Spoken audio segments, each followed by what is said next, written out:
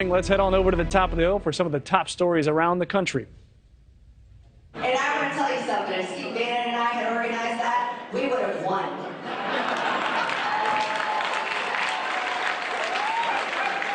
Not to mention, it would have been armed.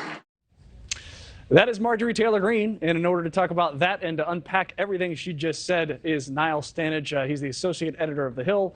So, Niall, thank you very much. You can hear that there is a joking manner there. She says people are getting on her unfairly. Others are saying you shouldn't joke about that. What do you make of what you've just seen as far as what Marjorie Taylor Greene had to say?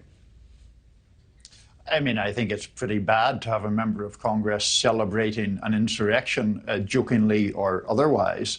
It's very much par for the course for Marjorie Taylor Greene. Her brand is as a political or rhetorical bomb thrower, and so she's going to keep throwing those bombs. But I do think there's a danger of them detonating to the damage of the Republican Party, given that we're just coming through midterms where threats to democracy were quite a big issue, a bigger issue than some people had expected. Well, I can't remember if this is you that's been saying this or one of our other guests, so forgive me, but somebody was saying that the far right wing of the Republican Party is the main wing, that the moderate Republicans are more in the minority now. And so the mainstream Republican Party is extremely conservative and is represented more by Marjorie Taylor Greene than perhaps Kevin McCarthy, which is one of the issues with finding a speaker. So is that something that you believe, that the mainstream is more conservative, that there is no moderate wing that is the mainstream anymore?